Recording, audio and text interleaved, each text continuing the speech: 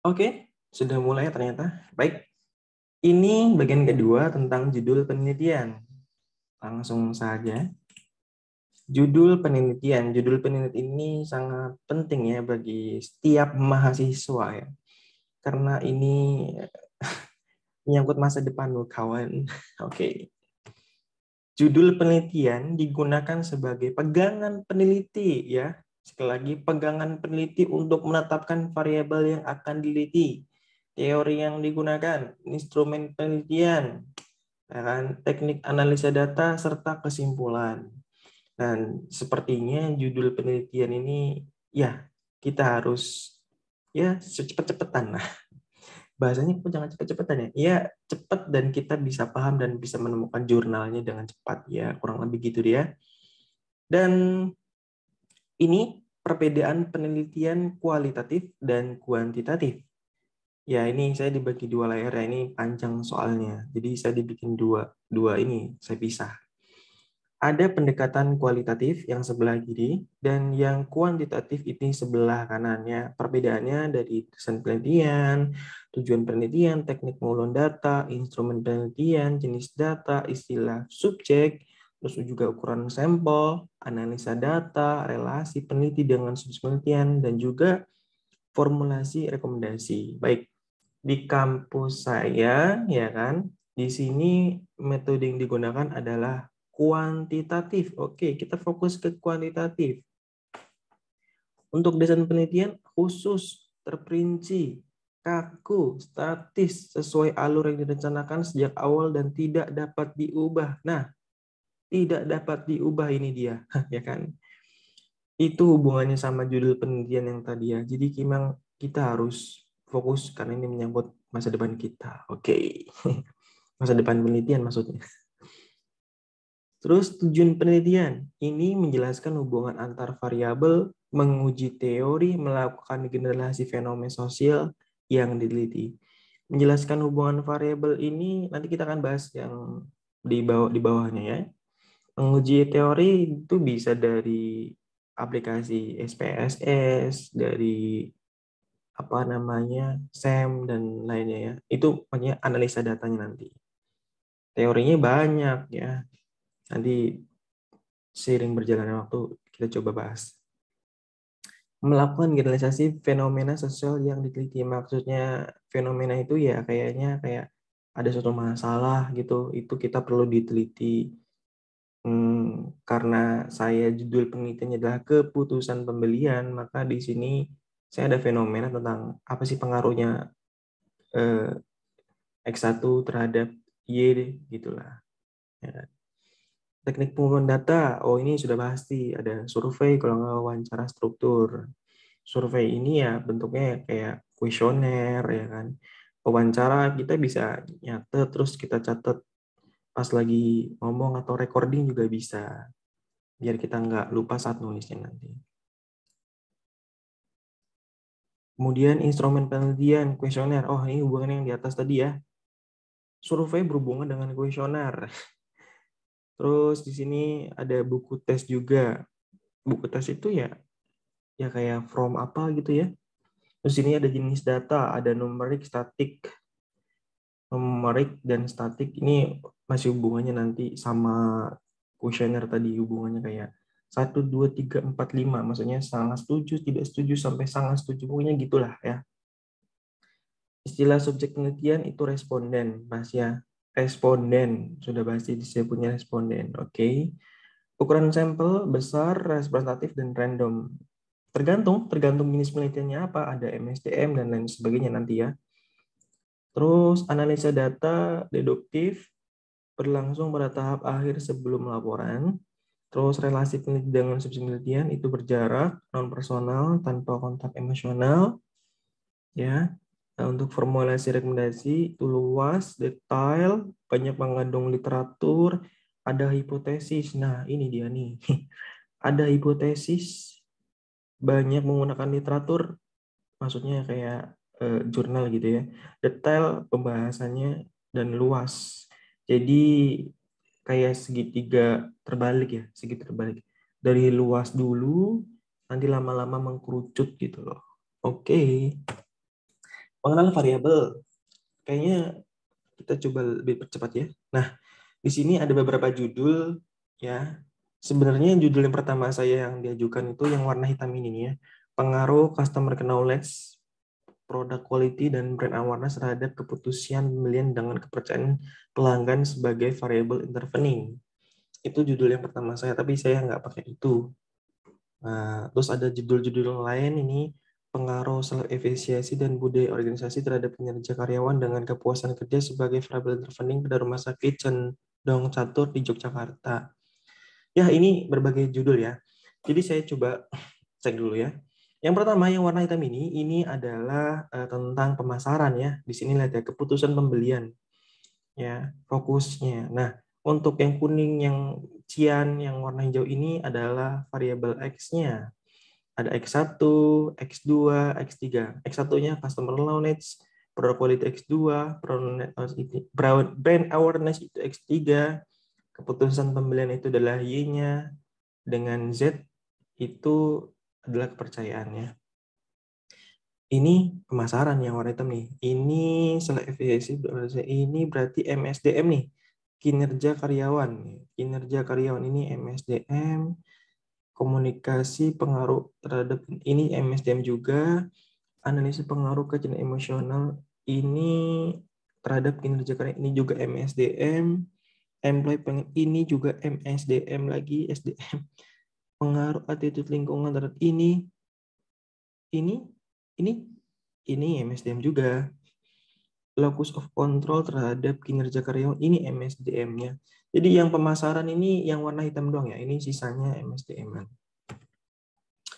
Ini coba cek lagi. Ini masih MSDM juga, pengaruh rewards terhadap mana? Kinerja karyawan. Kecerdasan terhadap kinerja karyawan ini MSDM. Kinerja karyawan MSDM lagi. Kinerja karyawan MSDM lagi. Kinerja kawan kontrak di bandara MSDM lagi. Ya, ini kebanyakan judulnya emang penelitian MSDM-nya. Maksudnya tentang MSDM. Kalau saya sih kan tentang pemasaran ya. Jadi bedanya di respondennya biasanya. Kalau pemasaran mungkin ribuan pelanggan nanti bisa pakai teknik Slovin atau apa itu ya. Kalau MSDM ini tergantung respondennya berapa banyak di suatu tempat itu ya. Loh, oh, ini adalah judul yang saya ambil yang di ACC ya. Quality Information, Quality Product, Brand Awareness, dan Personal Selling terhadap keputusan pembelian dengan kepercayaan sebagai variable intervening. X1-nya Quality Information, X2-nya Quality Product, X3-nya Brand Awareness, X4-nya Personal Selling, Y-nya keputusan pembelian, Z-nya kepercayaan. Studi kasus pada pelanggan Nutrisi Club Celebrity Healthy Pemalang. Ini masih bentuk tulisannya usulan penelitian ya. Ini saya ambil dari PPT yang waktu sempro. Nah, ini lebih singkatnya aja ya. X1, X2, X3, X4, Y, dan Z. Mungkin di jurnal internasional itu nggak ada Z, tapi adanya Y. Ini Y1, ini Y2. Sama aja lah, ini untuk memudahkan kita aja, lebih mudah untuk kedepannya ya.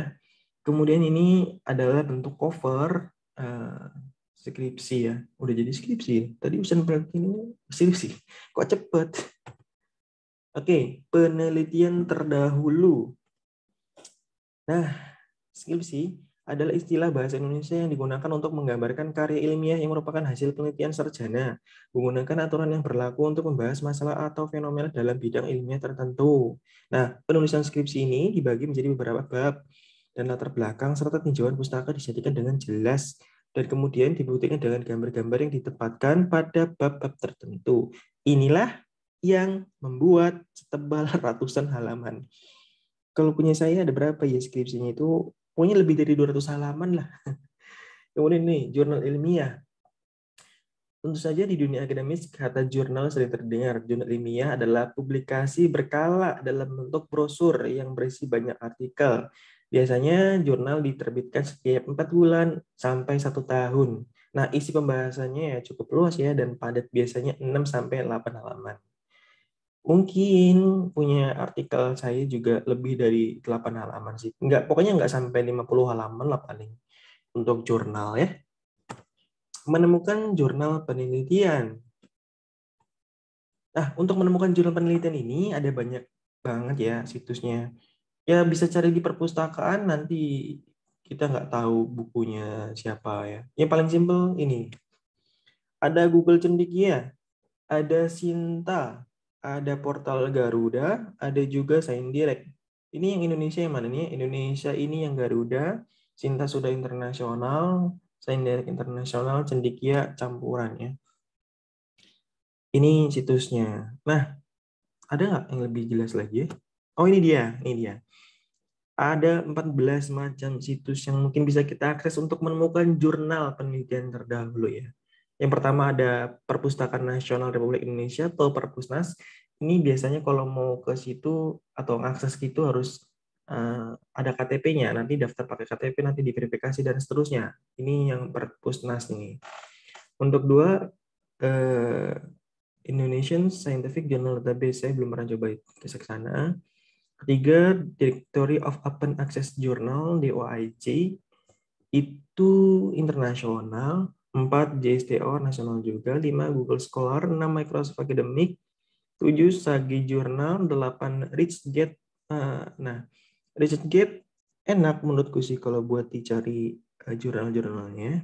Tapi internasional, di bahasa Inggris semua juga. 9, Acamedia.edu. 10, lipi.go.id, ini milik pemerintahan ya, berarti nasional. 11, Sign Direct. 12, eJournal. 13, Oxford Academy Journal. Oh, punya Oxford. Dan 14, Online Journals. Nah, yang paling saya sering buat cari itu ya pasti poin nomor 5 ya, Google Scholar, ResearchGate. Terus tadi mana ya? Garuda. Garudanya kok hilang? Nggak ada. Oh, di atasnya ini dia. Di situ pokoknya. Kemudian, ini adalah untuk mencari jurnal lebih simple, lebih cepat ya. Pakai namanya aplikasinya Herzing Publish or Perish ya untuk Windows. Jadi kalau mau dapetin aplikasi ini download dulu namanya Herzing Publish or Perish atau diklik di Google-nya Publish or Perish, nanti di download, di next aja nanti hasilnya kayak gini. Nah, ini untuk mencarinya. Jadi di sini ada Crossref, ada Google Scholar, Google Scholar Profile, PubMed, Microsoft Academic, Scopus, Web Science. Di sini keterangannya, kalau yang bintang 1 ini sumber datanya gratis. Kayak Crossref, Google Scholar Profile, PubMed ini sumber datanya gratis atau kita ke sana gratis, nggak perlu login gitu. Sedangkan yang bintang ada 2 gratis tapi perlu registrasi ya, tadi kayak Microsoft Academy, Scopus, Web Direct dan sebagainya. Kalau yang bintang 3 nih, waduh ini punya external subscription required, ini berlangganan ya. Nah, kalau udah menemukan jurnalnya jangan lupa disimpan ya. Nih sebelah kanan ini yang warna hitam. Ini adalah downloadan jurnal-jurnal penelitian terdahulu punya saya sendiri. Di sini saya namain 01 itu saya urutkan dari di tabel bab 2 yang penelitian terdahulu. Ini saya begitukan karena ya untuk mempermudah aja. Ada X1, X2, X3, X4, nah ada X1Y dan seterusnya. Sebenarnya sih paling fokus, paling simpel, paling cepat itu ya di sini. Yang kalau udah ketemu X1YZ, X2YZ, X3YZ, X4YZ. Ya, kayak gitulah. Yang kayak gini tadi contohnya ya, mana ya? Ini nih. Ini dia. Kita pahami ini dulu ya. Akan lebih cepat kalau nanti cari jurnalnya.